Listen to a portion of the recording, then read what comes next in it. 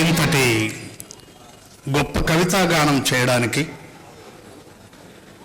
మరి ఆహ్వానించినటువంటి పెద్దలకు, ఇంత ఓపికతో ఆలకిస్తున్న మీ అందరికీ, ప్రత్యేకించి మమ్మల్ని ఒంగోలు నుండి నడిపించినటువంటి డాక్టర్ పాటిబండ్ల ఆనందరావు గారికి మా ప్రత్యేకమైన ధన్యవాదాలు తెలియచేసుకుంటూ, ఈ చిన్న ప్రయోగంలో మేము కూడా ఉండడం ఇది నా పూర్వజన్మ సుకృతంగా భావిస్తూ ఈ పద్యగానాన్ని మీ ముందుంచడానికి ప్రయత్నం చేస్తున్నాను.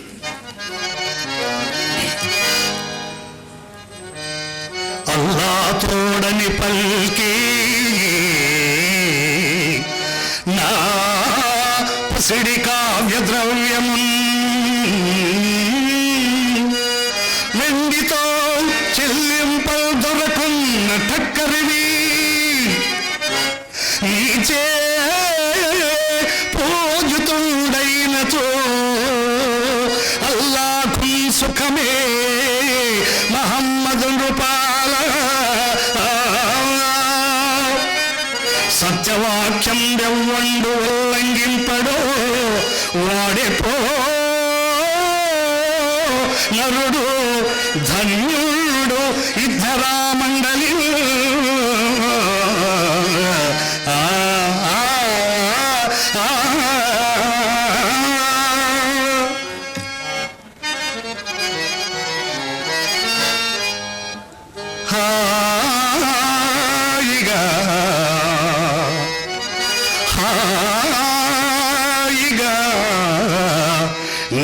శస్సు వెలయంగల చక్కని మేడగట్టి దీర్ఘాయువు పోచినాడను పదన్నయ వల్లికి వట్టి చేతులం పోయద అంధకారమున ముంగి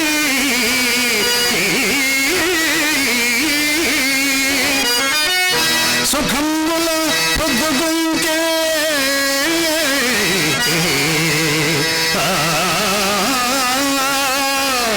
రాజా ఇక తాండవిల్చెద భయంకర ఖేద తమాల వాటిక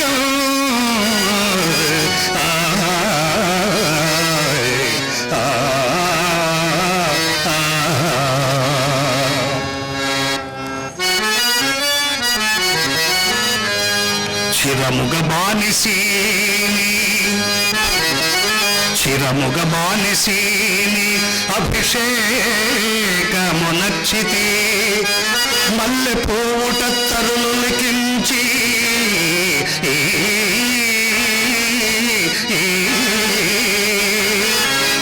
మాయ జలతారుణ రాదు గదా పసిండి కరకు తురుష్క భూపతి అఖండ మహీమలయంబునందు నా శిరమున పోసికొంటిని నసింపని దుఃఖపు అగ్నిఖండము నా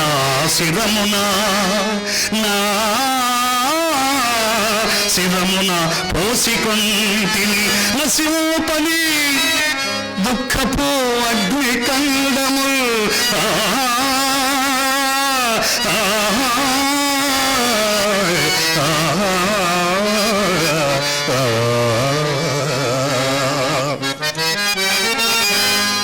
అలసట తీర్చుకుందును మహమ్మదు రాజులతో సమాధి చెయ్యలపై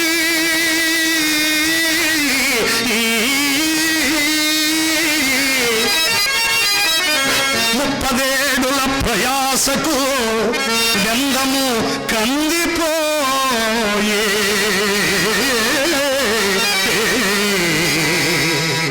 నిర్మలము చిత్తశాంతికి ఇక మార్గము లేదు నిర్మలము చిత్తశాంతికి ఇక మార్గము లేదు ఎనలేని పండు వెన్నెల కురియుల్చు నా కవిత నీకు లభి సత్యవాదికి మహమ్మదు రాజులతో సమాధి శయ్యపై అలసట తీర్చుకొందును, అలసట తీర్చుకొందును.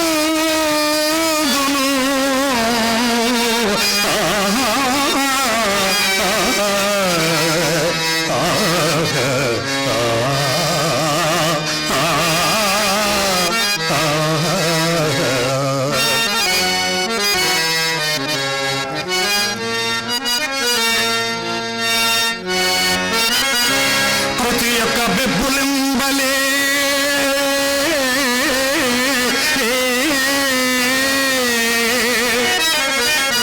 శరీర పటుత్వమును ఆహరింప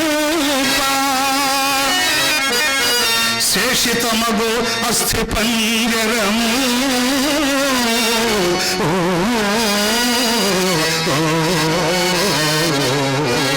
జీవలవంబునను ఊగులాడగా బ్రతికియు సచ్చియున్న ముదివగ్గు, బ్రతికియు సచ్చియున్న ముదివగ్గు.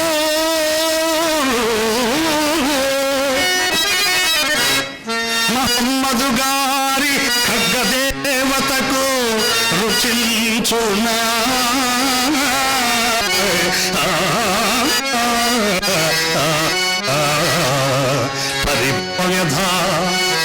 పరిభవ వ్యధ ఇంతట అంతరించునా, ఇంతట అంతరించునా.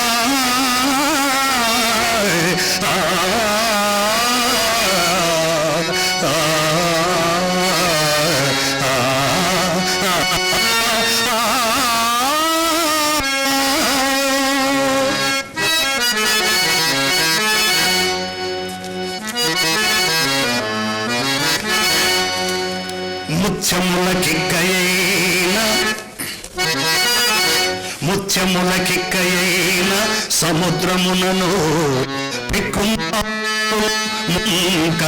వేసినాడా,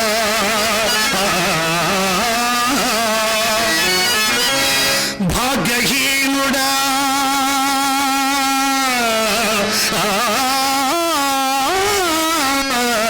భాగ్యహీనుడా ముత్యంబు పడయనైతి వనది నన్ను మృంగ నోరు విచ్చినది. చూడకు వనది నన్ను మృంగ నోరు విచ్చినది.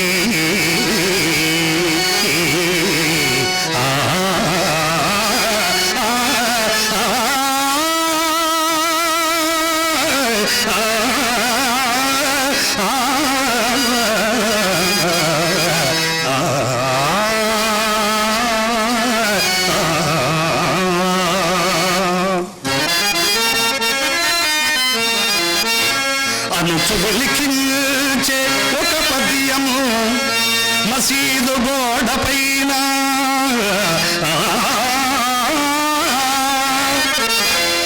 మహాకవి కుంజరుండు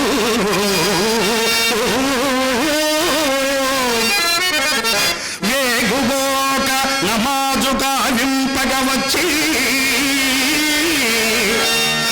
చదువు భక్తులనెన్నేను జలధరింప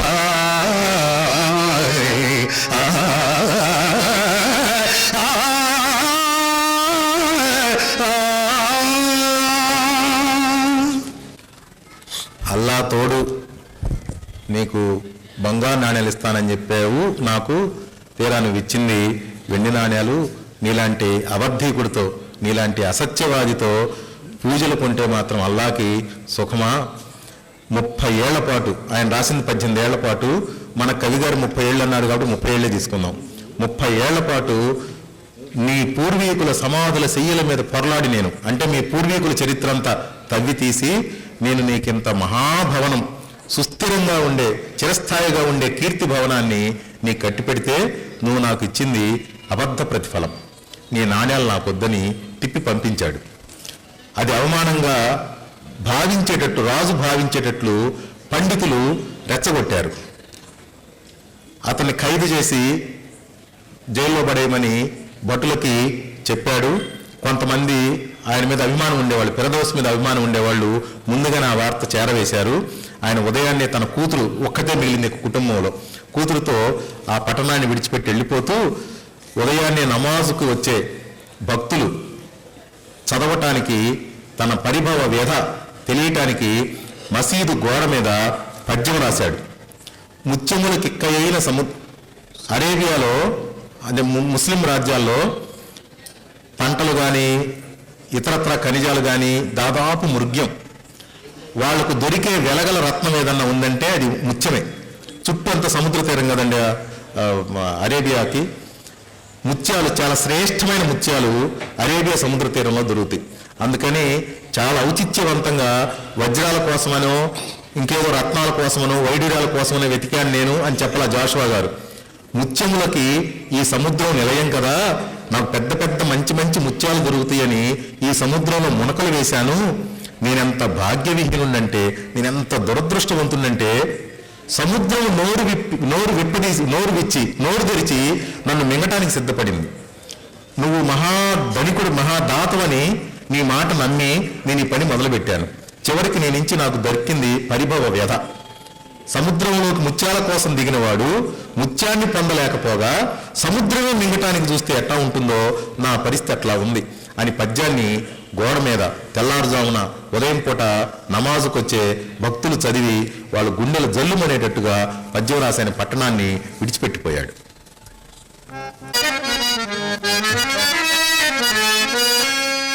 తన కళ్యాణియు త్రిపుల కాంతారంబులం పాదచారిణిలై వచ్చుట చూడజాలక కవిశ్రేష్ఠుడు వర్షిల్చు వెచ్చని కన్నీటికి కారణం మధు మహేశమ్మని పండ్లు నూరినట్లు అంబర వీధియందు ఉరిమి ఆచల్ గర్భిణీ మేఘము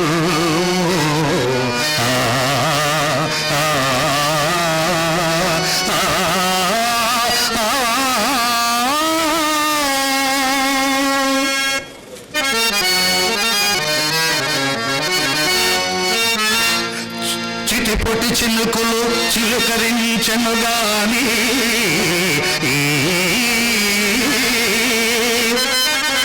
కుంభవర్షంబును కురియలేదు.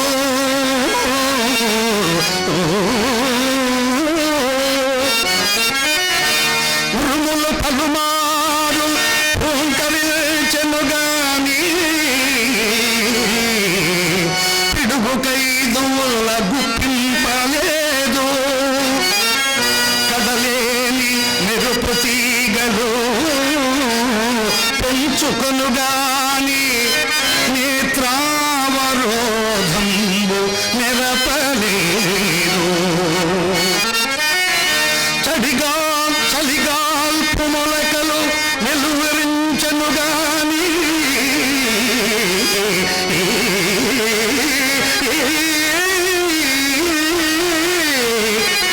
కసరి ఈదరగాలి విసరలేదు.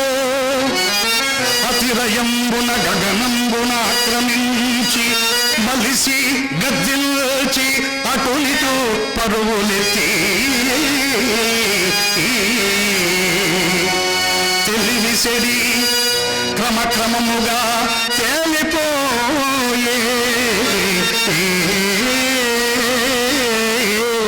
కవి కుటుంబిని కరుణించి కారు మొయలు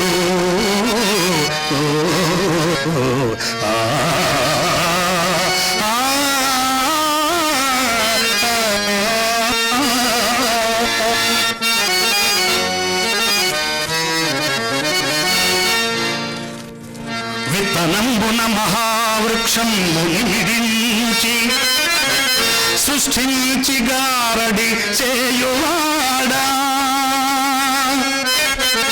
కడుపులో శిశువును కల్పించి 10 నెలలు మోయించి ఊపిరి పోయువాడా.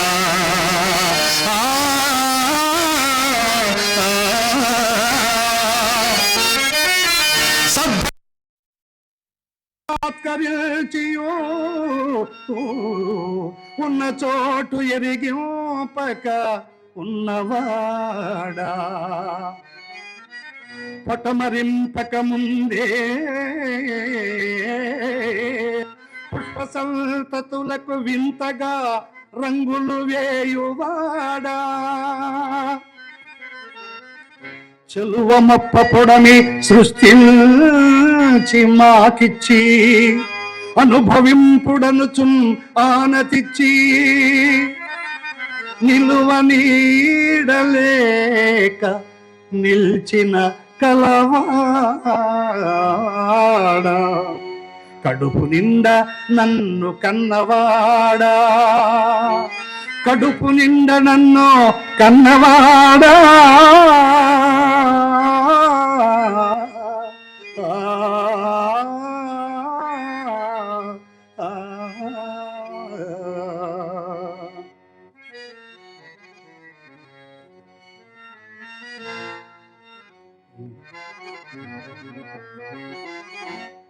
అలసటలేక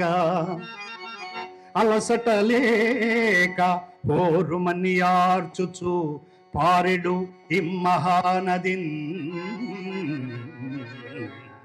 కొలుకు తరంగ మాలికలన్ గిలిగింతలు పెట్టు పేన పంతుల నటనా విలాసములకు తలయూచుచు నేను మ్రొక్కిన కిలకిల నవ్వి నన్ను తిలకింపని కారణమేమి దైవమా.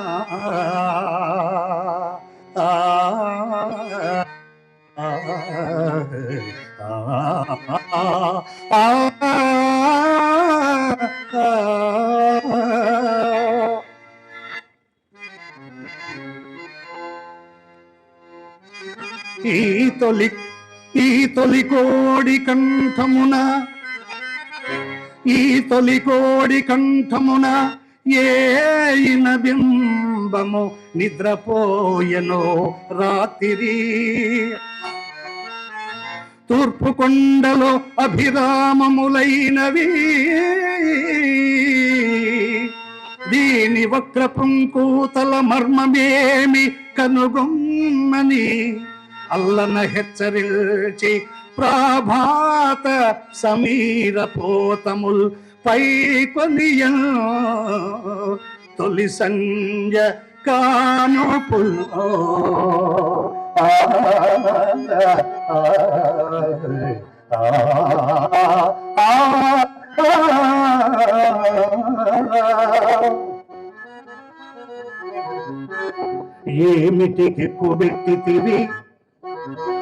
ఏమిటికి ఎక్కుబెట్టితివి ఇంద్రధనస్సును మింటి ఛాయా నా స్వామి, పయోదమాలికల చాటున సూర్యుడు నక్కినాడు,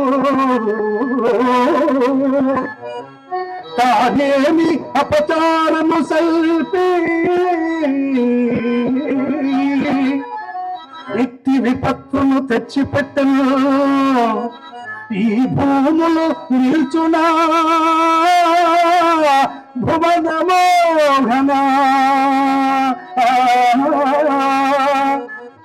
ఈ భూములు నిల్చునా భువన మోహన, నీవు పరాక్రమించినన్